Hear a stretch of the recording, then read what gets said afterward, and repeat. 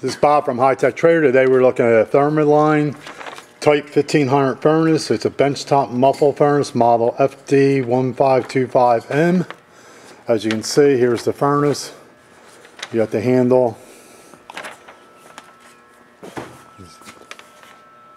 So it's the furnace here, and you can see I have the temperature percent time is on high, and it's going. The degrees are going up. It goes up to looks like 2,000 degrees Fahrenheit here, and right now it's about close to about 250, 300 degrees Fahrenheit right now, and it is climbing up. If you have any questions, please call 609-518-9100 at hightechtrader.com.